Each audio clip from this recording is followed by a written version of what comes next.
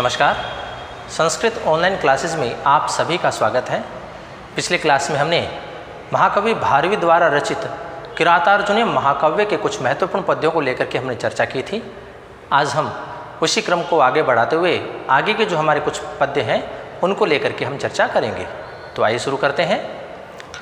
हमारा अगला पद्य है, तथापि जिम्म सह भवज्जिगीषया तनोति शुभ्रम गुण संपदा यशः समुन्नयन भूतिर्म अनार्य संगमाद वरम विरोधो अपि समम महात्मभिः। अब यहाँ पर महाकवि भारवी जो है वो वनेचर के माध्यम से, क्योंकि महाराज युधिष्ठिर जो है वो वनेचर को दुर्योधन की राज्य व्यवस्था को जानने के लिए गुप्तचर के रूप में नियुक्त करते हैं, और वनेचर जो होता है संपूर्ण वृत्तांत को जान करके पुनः महाराज युधिष्ठिर के समीप आता है और संपूर्ण वृत्तांत उनको वह सुनाता है। तो उसी के संदर्भ में जो वनेचर है वह युधिष्ठिर से कहता है कि सिंहासन पर आरूढ़ होने के पश्चात भी वह आप लोगों से भयभीत रहता है। इसी के संदर्भ में वह कहता है। तो देखिए कहते हैं, तथापि अर्थात फिर भी, जिम्म अर्थात वह कुटिल व्यवहार करने वाला कपटी, सह अर्थात वह दुर्योधन, भवज्जिगीषया आप लोगों को जीतने की इच्छा से, गुण संपदा अर्थात गुण संपदा के द्वारा, शुभ्रम यशः तनोति अपने निर्मल यश को फैला रहा है। यहाँ वनेचर महाराज युधिष्ठिर से कहता है कि फिर भी अर्थात राज सिंहासन पर आरूढ़ होने के पश्चात भी वह आप लोगों से भयभीत रहता है और आप लोगों की जीतने की इच्छा से अपनी जो गुण संपदा है उनके द्वारा वह अपने निर्मल यश को फैला रहा है। भूतिम समुन्नयन अर्थात अपनी संपत्ति की वृद्धि के लिए, उसका विस्तार करने के लिए, महात्मभी समम विरोध अपि अनार्य संगमाद वरम, कहते हैं कि दुर्जन व्यक्तियों की संगति की अपेक्षा महान जन जो होते हैं, सज्जन जो होते हैं, महापुरुष जो होते हैं, उनके साथ शत्रुता करना, उनका विरोध करना अधिक श्रेष्ठ होता है। तो यहाँ पर वनेचर जो है वो महाराज युधिष्ठिर से कहता है कि वह जो दुर्योधन है, राज सिंहासन पर आरूढ़ होने के बाद भी वह आप लोगों के पराक्रम का स्मरण करके वह भयभीत हो जाता है और वह अपनी गुण संपदा के द्वारा अपने निर्मल यश को अपनी प्रजा के मध्य में फैला रहा है। और वह कहता है कि वह इस बात को भली भांति जानता है कि दुर्जन व्यक्तियों की संगति करने की अपेक्षा सज्जनों के प्रति विरोध करना, उनसे शत्रुता करना अधिक श्रेयकर होता है। तो इसी का वर्णन इस पद्य में महाकवि भारवी जो है वो वनेचर के माध्यम से कर रहे हैं। एक बार पुनः इसके अर्थ को देखते हैं कि तथापि अर्थात फिर भी, जिम्म अर्थात वह कुटिल व्यवहार करने वाला, शह अर्थात वह दुर्योधन, भवज्जिगीषया आप लोगों को जीतने की इच्छा से, गुण संपदा के द्वारा, शुभ्रम अर्थात निर्मल, यश अर्थात यश को, तनोति अर्थात फैला रहा है, भूतिम समुन्नयन अर्थात अपनी संपत्ति के विस्तार के लिए, महात्मभी समम विरोध अपि अनार्य संगमाद वरम, कि दुष्ट जनों के से मित्रता करने की बजाय या उनकी अपेक्षा सज्जनों के प्रति विरोध करना या उनसे शत्रुता करना अधिक श्रेष्ठ होता है। तो इसी का वर्णन इस पद्य में महाकवि भारवी ने किया है। अगला पद्य देखिए, कृतारी षड्वर्ग जयेन मानवीम अगम्य हरूपा पदवीं प्रपीत सुना विभज्य नक्तंदिव अस्ततंद्रिणा वितन्यते तेन नयन पौरुषम। अब यहाँ पर वनेचर जो है वो महाराज युधिष्ठिर से कहते हैं कि वह दुर्योधन जो है वो अपने आंतरिक जो 6 शत्रु होते हैं, काम, क्रोध, लोभ, मोह, मद और मात्सर्य, इन 6 आंतरिक शत्रुओं के ऊपर उसने विजय को प्राप्त कर लिया है और अपने जो पुरुषार्थ हैं वो उसको वह विस्तार कर रहा है। तो इसी का वर्णन यहाँ पर वनेचर जो है वो महाराज युधिष्ठिर के समक्ष करते हैं। तो देखिए कहते हैं कि कृतारी षड्वर्ग जयेन अर्थात 6 जो शत्रु हैं, अर्थात जो हमारे आंतरिक शत्रु हैं, कौन कौन से शत्रु हैं हमारे आंतरिक? काम, क्रोध, लोभ, मोह, मद और मात्सर्य, ये 6 जो है वो व्यक्ति के आंतरिक शत्रु कहे गए हैं। तो वहाँ दुर्योधन के संदर्भ में वनेचर महाराज युधिष्ठिर से कहते हैं कि वह जो दुर्योधन है वह अपने 6 आंतरिक शत्रुओं के ऊपर विजय को प्राप्त कर चुका है।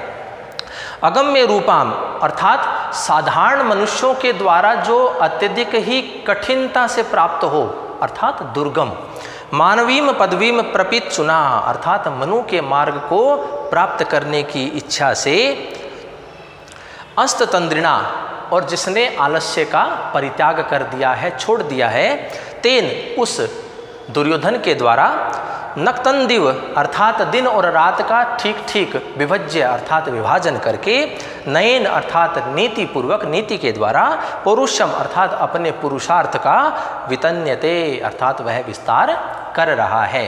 तो यहाँ वनेचर जो है वह महाराज युधिष्ठिर से दुर्योधन की जो व्यवस्था है उसके संदर्भ में वह वृतांत को कहता है।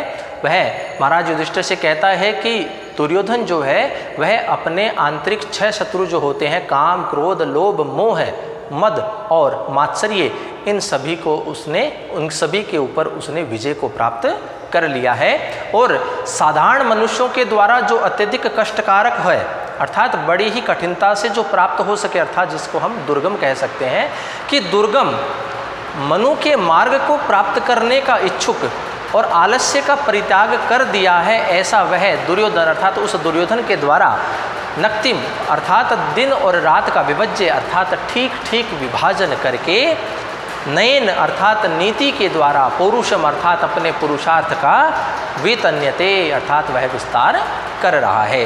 तो यहाँ पर कहने का भाव है कि दुर्योधन ने अपने आंतरिक जो शत्रु हैं उनको समाप्त कर दिया है, उन पर विजय को प्राप्त कर लिया है और वह एक राजा के, एक आदर्श राजा के रूप में अपने आप को वह संपूर्ण प्रजा के सामने प्रस्तुत करता है और आलस्य का उसने परित्याग कर दिया है। और जो साधारण व्यक्तियों के द्वारा दुष्कर है, दुष्प्राप्य है, ऐसे उस दुर्गम मनु के मार्ग को वह प्राप्त करने की इच्छा रखता हुआ वह अपने पौरुष को अर्थात पुरुषार्थ को वह बढ़ा रहा है, उसका वह विस्तार कर रहा है।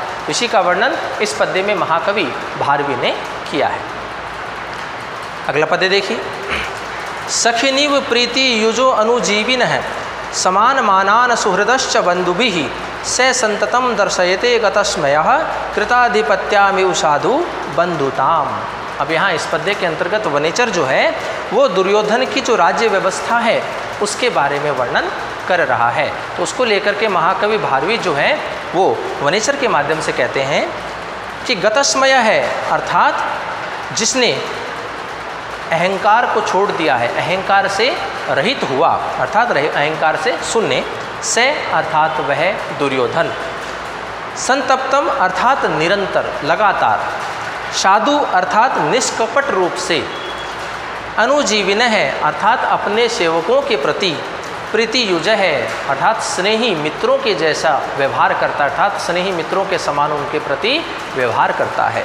सखिनी सुहृदय च बंधुभिः समान मानाम और जो उसके श्रेष्ठ मित्र हैं, जो प्रिय मित्र हैं, उनके प्रति वह बंधुजनों के जैसा व्यवहार करता है, उनका सम्मान करता है। बंधुताम कृताधिपत्यामिव दर्शयते और जो उसके श्रेष्ठ बंधुजन आदि हैं उनको तो वह शासन करता हुआ दिखाता है अर्थात उनके प्रति स्वामित्व का भाव वह उनमें दिखाता है। तो यहाँ एक बार पुनः इसके अर्थ को देखिए कि गतस्मय है अर्थात अहंकार से रहित, से अर्थात वह दुर्योधन, संतप्तम अर्थात निरंतर, साधु अर्थात निष्कपट रूप से, अनुजीविन है अर्थात अपने सेवकों के प्रति, प्रीति युज है अर्थात प्रिय स्नेही मित्रों के जैसा वह व्यवहार करता है। सखिनिव सुहृदय च बंधुभिः समान मानान इव और अपने स्नेही मित्रों के प्रति वह बंधुजनों के जैसा व्यवहार करता है, उनका आदर सम्मान करता है। बंधुताम कृताधिपत्यामिव दर्शयते और वह बंधुजनों को शासन करते हुए दिखाता है।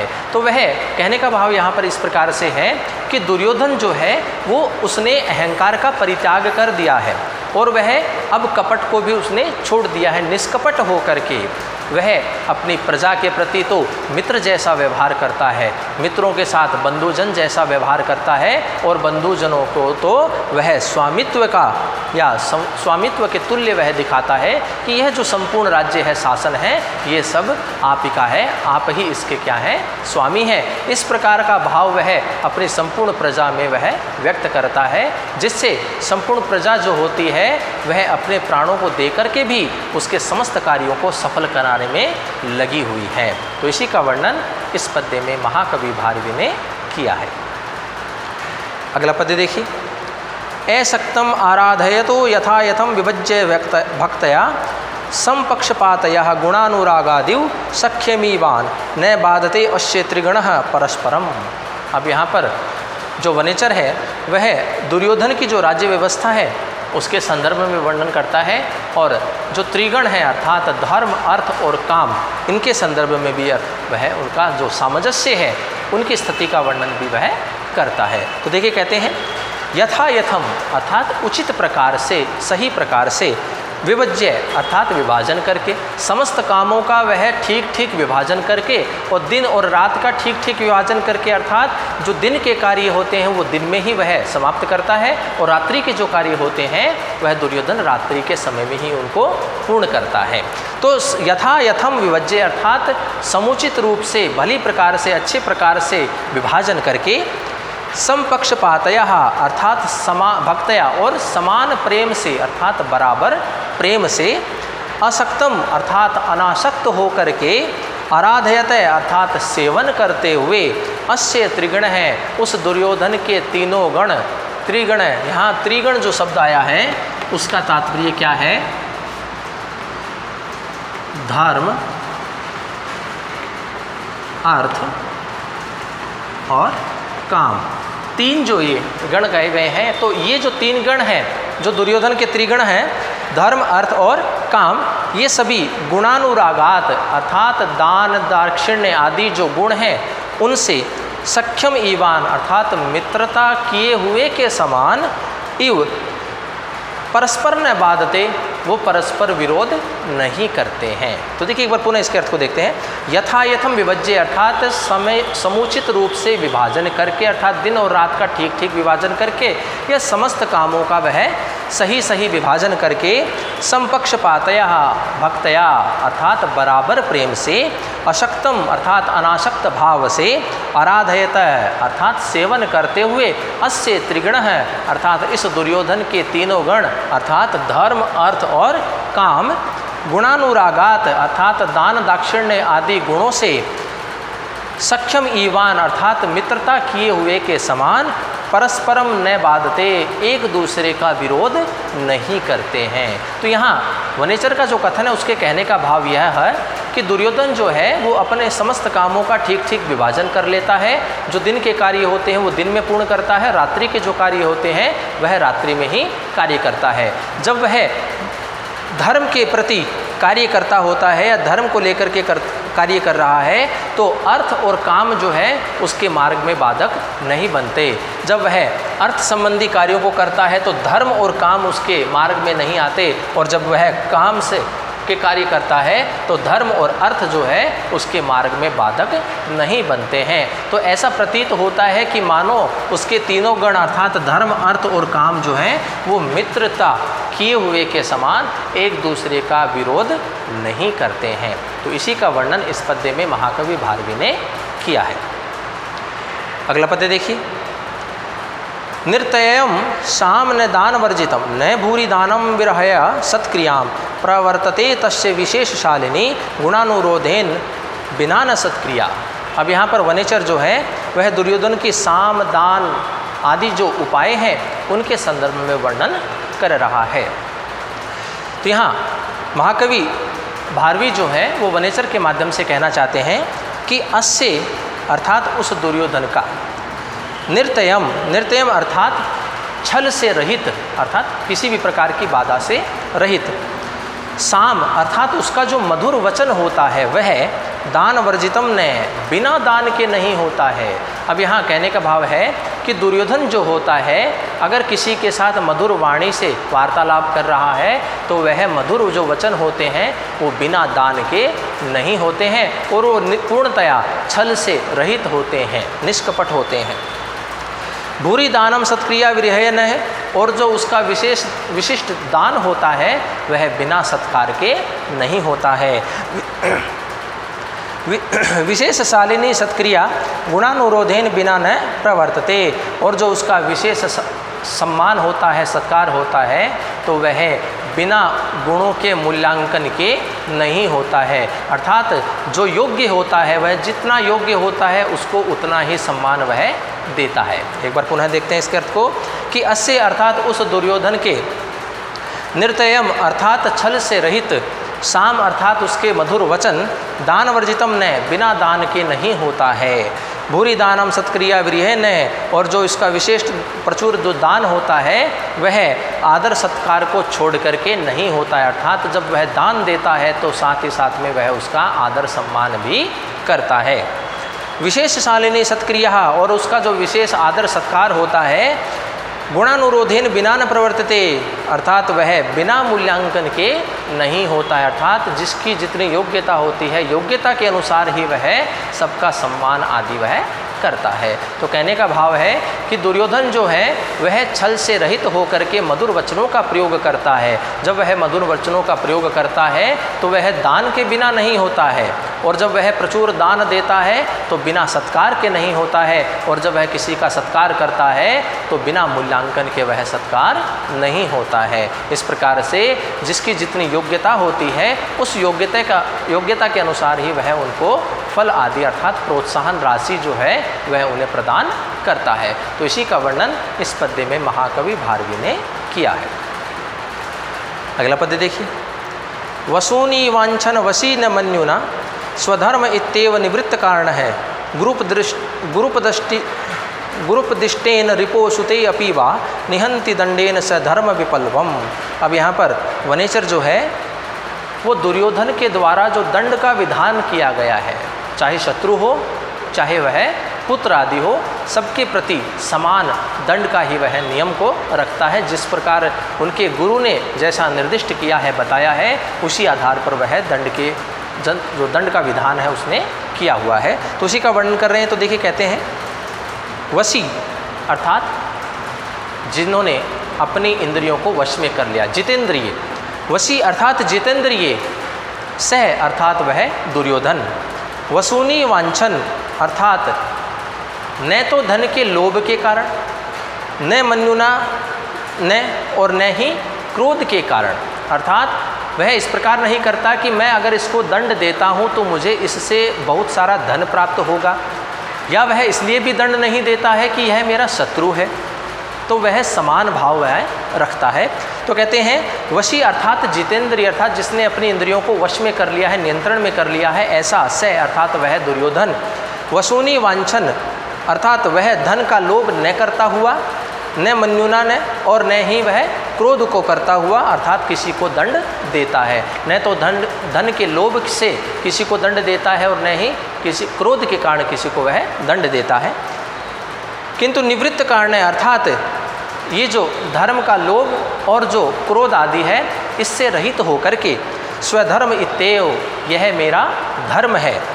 गुरुपदिष्टेन और गुरु के निर्देशानुसार, अर्थात गुरु के द्वारा जो निर्दिष्ट है, जो बताया गया है, दंडेन उस दंड के द्वारा, रिपौ सुते अपि वा, चाहे शत्रु हो चाहे पुत्र हो, धर्म विपल्वम निहंति, वह धर्म का विपल्व नहीं करता, अर्थात वह धर्म का अतिक्रमण को वह रोकता है। तो यहाँ कहने का भाव ये है कि वह जो दुर्योधन है वह जितेंद्रिय हो गया, अर्थात उसने अपनी इंद्रियों को नियंत्रण में कर लिया है, वश में कर लिया है, और वह धन के लोभ के कारण किसी को दंड नहीं देता और न ही क्रोध के कारण किसी को दंड देता है।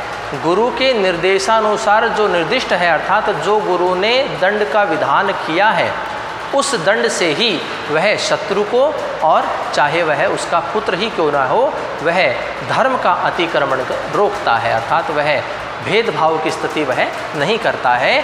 जिसकी जितना अपराध होता है, जैसा अपराध होता है, उस अपराध के अनुरूप ही वह दंड देता है, चाहे वह शत्रु हो, चाहे वह उसकी कोई संतान हो। तो यहाँ इस पद्य के अंतर्गत महाकवि भारवी जो हैं वो दुर्योधन का जो दंड विधान है, दंड का जो नियम है, उसके संदर्भ में बता रहे हैं। इसी का वर्णन इस पद्य में किया है। अगला पद्य देखिए।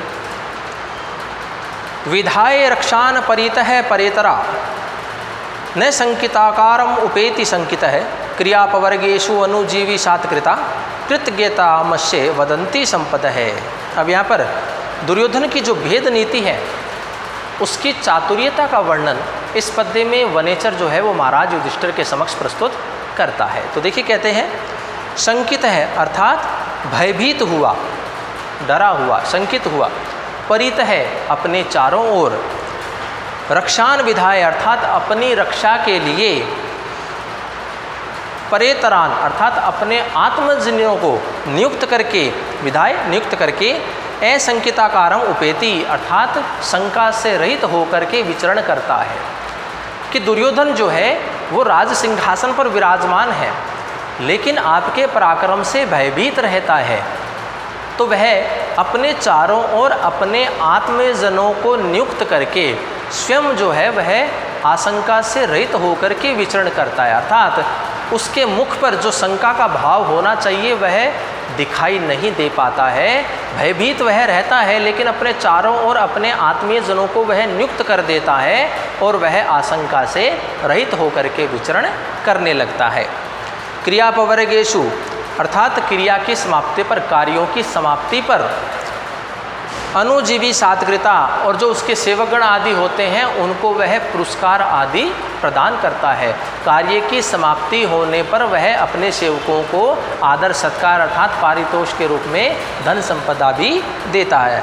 संपदा अस्य कृतज्ञता वदंती, जो उसका सत्कार होता है, जो उसकी संपत्ति होती है, वह उसकी कृतज्ञता का बखान करती है। तो यहाँ पर कहने का भाव है कि दुर्योधन की जो भेद नीति है उसका वर्णन वनेचर जो है महाराज युधिष्ठिर के समक्ष प्रस्तुत कर रहा है और कहता है कि वह दुर्योधन जो है वो शंका से भरा हुआ है, लेकिन अपने चारों ओर अपने आत्मीय जनों को नियुक्त करके वह शंका से रहित होकर के वह विचरण करता है। वह अपने मुख पर शंका का भाव नहीं आने देता, आपके पराक्रम से भयभीत रहता है। जब कभी भी आप लोगों के पराक्रम की चर्चा होती है तो उसका मुख शंका से युक्त होकर के नीचे की ओर झुक जाता है, लेकिन वह अपने चारों ओर अपने श्रेष्ठ आत्मीय जनों को नियुक्त कर देता है अपनी रक्षा के लिए, और वह आशंका से रहित होकर के विचरण करता है। फिर कहता है कि कार्यों की समाप्ति हो जाने पर वह अपने सेवकों को आदर सम्मान देता है, संपत्ति देता है, धन देता है, पारितोष के रूप में वह उनको धन संपत्ति देता है। तो वह जो धन संपदा है वह उसकी कृतज्ञता का बखान करती है। तो इसी का वर्णन इस पद्य में महाकवि भारवी ने किया है। अगला पद्य देखिए। अनारतम तेन पदेषु लंबिता विभज्य सम्यक विनियोग सत्क्रिया फलन्त्युपायः परिवृहिंतायति रूपेत्य संघर्षम इव अर्थ संपदा है। अब यहाँ पर वनेचर जो है वो दुर्योधन की जो स्थिति है उसका वर्णन कर रहा है, और साथ ही साथ उसके साम दाम दंड भेद आदि जो उपाय हैं वो सभी मिलकर के दुर्योधन की जो अर्थ संपत्ति है उनमें वो विस्तार कर रहे हैं। इसी का वर्णन वनेचर जो है महाराज युधिष्ठिर के समक्ष प्रस्तुत करता है। तो देखिए कहते हैं तेन अर्थात उस दुर्योधन के द्वारा सम्यक विभज्य समान रूप से विभाजन करके, विनियोग सत्क्रिया अर्थात उचित योग के द्वारा, सत्क्रिया पदेशु और अर्थात सम्मान युक्त जो उसकी सत्कार है वह, लंबिता उपाय अर्थात भविष्य के लिए उन्नतिशील होकर के जो उसके उपाय संघर्षम उपेत्य अर्थात जो साम दान दंड भेद आदि ये जो उपाय हैं वो मानो स्पर्धा को प्राप्त हुए के समान, एक दूसरे स्पर्धा करते हुए एक दूसरे से आगे बढ़ने की लालसा से, परिवृहितायति ही अर्थ संपदा अनार्थम फलंती कि भविष्य में उन्नतिशील होकर के उसकी संपत्तियों को निरंतर वृद्धि को प्रदान कर रही है, अर्थात उनका वह विस्तार कर रही है। तो यहाँ पर कहने का भाव है कि दुर्योधन जो है वो अपने समस्त कार्यों का ठीक ठीक विभाजन कर लेता है और समुचित योग रूप सत्कार के माध्यम से उसके द्वारा प्राप्त किए गए जो साम, दान, दंड, भेद आदि जो उसके उपाय हैं उनके द्वारा वह मानो ये चारों जो हैं वो मानो आपस में स्पर्धा करते हुए स्पर्धा को प्राप्त हुए और उस दुर्योधन की जो धन संपदा है उसको निरंतर बढ़ाने में ही लगे हुए हैं। तो यहाँ पर जो साम, दाम, दंड, भेद आदि जो उपाय हैं दुर्योधन ये जानता है, भली भांति इस बात को जानता है कि किस समय किस उपाय का प्रयोग करना चाहिए। तो इन समस्त उपायों को वह यथा समय और यथा उचित स्थान के ऊपर वह उनका प्रयोग करता है, जिसके माध्यम से उसके समस्त कार्य जो हैं वो सफल हो जाते हैं, उसको असफलता नहीं देखनी पड़ती है और उस दुर्योधन की जो धन संपदा है वो निरंतर ही विस्तार को प्राप्त होती है। तो इसी का वर्णन इस पद्य में महाकवि भारवी जो हैं वो कर रहे हैं। अगला पद्य देखिए। अनेक राजन्य रथाश्व संकुलम तदीयम आस्थान निकेतानाजिरम नित्यम युग्म छद्म गंधीर आर्द्रताम वृषम नृपोपायन दंतिनाम मद है। अब यहाँ पर दुर्योधन की जो राज्य व्यवस्था है और उसका जो वैभव है उसके संदर्भ में वनेचर जो है महाराज युधिष्ठिर का को वर्णन कर रहा है। तो उसके संदर्भ में कहते हैं अयुग्म छद अर्थात सप्तपर्ण रूपी वृक्ष के पौधे की गंध के समान। सप्तवर्ण जो वृक्ष होता है उसका जो पुष्प है उसकी गंध के समान अर्थात गंध वाला। नृपोपायन दंतिनः अर्थात अनेक राजाओं के द्वारा उपहार स्वरूप लाए हुए हाथियों से, हाथियों के मद है अर्थात उनके मद जल से, अनेक राजन्य रथाश्व संकुल है और अनेक राजाओं के द्वारा लाए हुए रथ एवं घोड़ों आदि के द्वारा तदयम आस्थानम अर्थात उस दुर्योधन का सभा मंडल निकेतानाजिरम वृषम आर्द्रता नयति अर्थात उस दुर्योधन का सभा मंडल का जो आंगन है वह अत्यधिक ही गीला हो जाता है। अर्थात कहने का भाव यहाँ इस प्रकार से है कि जो दुर्योधन है वह सप्तपर्ण रूपी वृक्ष के पुष्प के गंध के समान या गंध वाला अनेक राजाओं के द्वारा उपहार स्वरूप लाए गए हाथियों से और अन्य राजाओं के द्वारा लाए हुए रथ एवं घोड़ों के द्वारा उस दुर्योधन का सभा मंडल का जो आंगन है वह उनके मद जल से गीला हो जाता है अर्थात वह अत्यधिक ही उस स्थान को गीला कर देते हैं। तो यहाँ पर कहने का भाव है कि वनेचर जो है वो दुर्योधन का जो वैभव है किस प्रकार का है उसका वर्णन कर रहा है कि अनेक जो राजा हैं वो राजा उपहार स्वरूप अनेक उसको हाथी दे रहे हैं और उनके सेवा करने के लिए जो अनेक सैनिकगण आए हुए हैं वो भी किसी न किसी रथ को लेकर के या घोड़े आदि लेकर के वहाँ पर उपस्थित हुए हैं। तो इन सब की वजह से अर्थात इन हाथियों घोड़ों आदि का जो मदजल है उन मदजल के द्वारा उस दुर्योधन का जो विशाल सभा मंडप है वह उनके मदजल से गीला हो जाता है। तो प्राचीन समय में जिसके पास जितने हाथी घोड़े अधिक होते थे वह उतना ही शक्तिशाली माना जाता था। तो यहाँ पर उसके वैभव का वर्णन यहाँ वनेचर दुर्योधन का युधिष्ठिर के समक्ष प्रस्तुत कर रहा है कि अनेक राजा लोग जो हैं वो उपहार स्वरूप उसे अनेक हाथी भेंट करते हैं और उनकी सेवा करने के लिए आए हुए अन्य जो सैनिक हैं वो रथ या अन्य कुछ घोड़े लेकर के आते हैं तो उनके मदजल से उस दुर्योधन का सभा मंडल जो है वो गीला हो जाता है। तो इसी का वर्णन इस पद्य में महाकवि भारवी ने किया है। अगला पद्य देखिए। सुखेन लभ्या ददत है कृषि वलय अकृष्टपच्य इव सस्य संपत है वितन्वती क्षेम देव मातृका शिराय तस्मिन कुर्वश्चकाशति। अब यहाँ पर इस पद्य के अंतर्गत वनेचर जो है वो दुर्योधन की जो कृषि व्यवस्था है, जो कुरु प्रदेश की कृषि व्यवस्था है उसके संदर्भ में वर्णन कर रहा है कि किस प्रकार से कुरु देश की जो भूमि है वो बिना जोती हुई भूमि के समा से उत्पन्न हुए जो अनाज होता है उसके समान वह अनाज रूपी दुग्ध को उत्पन्न कर रही है। तो इसी का वर्णन इस पद्य में कर रहे हैं। तो देखिए कहते हैं चिराय अर्थात बहुत अधिक दिनों से, तस्मिन अर्थात अपनी प्रजाओं के क्षेम अर्थात कल्याण के लिए कार्य को करते हुए, वितन्वित है अर्थात वह विस्तार करते हुए, अदेव मातृका अर्थात बिना देवता का आश्रय प्राप्त किए हुए, अर्थात बिना वर्षा के देवता का आह्वान किए उनका आश्रय प्राप्त किए हुए, अर्थात नहरों और कुओं आदि के जल से ही वह अपनी भूमि को सींचता हुआ, कुरु अर्थात वह कुरु देश, अकृष्ट पच्चा इव अर्थात बिना जोती हुई भूमि पर उगने वाली फसल के समान, कृषि वलयी किसानों के द्वारा, सुखेन लभ्या अर्थात बहुत अधिक कम परिश्रम के माध्यम से ही या बिना परिश्रम के ही, सस्य संपदः ददतः चकाशति अर्थात वह धान्य संपत्ति को धारण करता हुआ शोभित हो रहा है, अर्थात वह कुरु प्रदेश। कुरु प्रदेश की स्थिति बता रहा है वनेचर यहाँ पर कि उसके राज्य में जो धान्य संपदा है वह निरंतर उत्पन्न होती है, वह बिना ईश्वर का आश्रय प्राप्त किए हुए, बिना आकाशीय वर्षा का आश्रय प्राप्त किए हुए नहरों के जल के आदि के माध्यम से वह अनेक धान्य संपदा को उत्पन्न कर रहा है। तो यहाँ एक बार पुनः इसके अर्थ को देखते हैं कि चिराय अर्थात बहुत अधिक लंबे समय से, तस्मिन अर्थात अपनी प्रजाओं के, क्षेमम अर्थात कल्याण के, वितन्वित अर्थात कल्याण को करते हुए, उसका विस्तार करते हुए, अदेव मातृका अर्थात बिना देवता का आश्रय प्राप्त किए, पूर्व अर्थात वह कुरु प्रदेश, बिना देवता का आश्रय प्राप्त किए हुए का तात्पर्य है नहरों और कुएं आदि के जल के माध्यम से वह अपनी भूमि को सींचता है। कुरु अर्थात ऐसा वह कुरु प्रदेश, अकृष्ट पच्चायु अर्थात बिना जोती हुई भूमि से उत्पन्न फसल के समान, कृषि वलयी अर्थात किसानों के द्वारा, सुखेन लभ्या अर्थात बिना परिश्रम के या थोड़े से परिश्रम के से ही, शस्य संपदः अर्थात धान्य संपत्ति को धारण करता हुआ, चकाशति अर्थात वह सुशोभित हो रहा है। तो इसी का वर्णन इस पद्य में महाकवि भारवी ने किया है।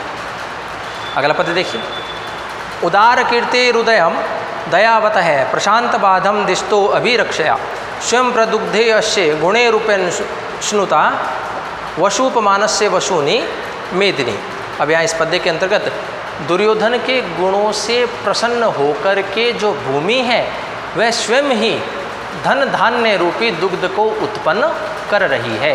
तो इसी का वर्णन इस पद्य में वनेचर के माध्यम से महाकवि भारवी कर रहे हैं। तो देखिए कहते हैं, उदार कीर्ति अर्थात उदार कीर्ति वाले, निर्मल यश वाले, दयावत है अर्थात दया वाले, प्रशांत बाधम अर्थात उपद्रव शांत करते हुए, जो भी विरोध की स्थिति होती है उन सबको शांत करते हुए, अभिरक्षया अर्थात सब ओर से सुरक्षा के द्वारा, उदयम दिष्ट है अर्थात चारों ओर से अपनी सुरक्षा के द्वारा, वशुपमानस से कुबेर देवता के समान, अश्य गुणै इसके अर्थात इस दुर्योधन के गुणों के द्वारा, उपस्नुता अर्थात द्रवित की गई, मेदिनी वशूनी अर्थात यह पृथ्वी स्वयं ही, स्वयं प्रदुग्धे अर्थात स्वयं धन रूपी दुग्ध को उत्पन्न करती है, अर्थात धन रूपी दुग्ध को यह देती है। एक बार पुनः अर्थ को देते हैं, उदार कीर्ति अर्थात निर्मल यश वाले,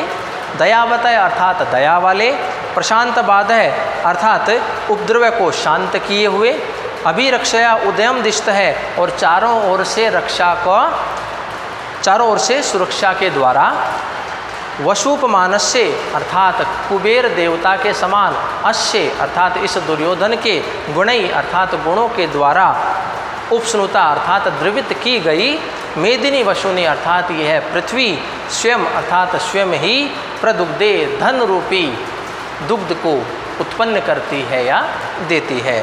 तो यहाँ पर कहने का भाव है कि जिस प्रकार से कुबेर देवता जिस पर प्रसन्न हो जाते हैं, उन्हें निरंतर धन संपदा प्रदान करते रहते हैं, वैसे ही दुर्योधन के गुणों से द्रवित की गई यह भूमि, कुरु प्रदेश की भूमि जो है वो निरंतर ही धन रूपी दुग्ध को वह देती है, अर्थात उसको उत्पन्न कर रही है। तो इसी का वर्णन इस पद्य में महाकवि भारवी ने किया है। इस प्रकार से आज की क्लास में हमने महाकवि भारवी द्वारा रचित किरातार्जुनीय महाकाव्य के प्रथम सर्ग से कुछ महत्वपूर्ण पद्यों को लेकर के हमने आज चर्चा की।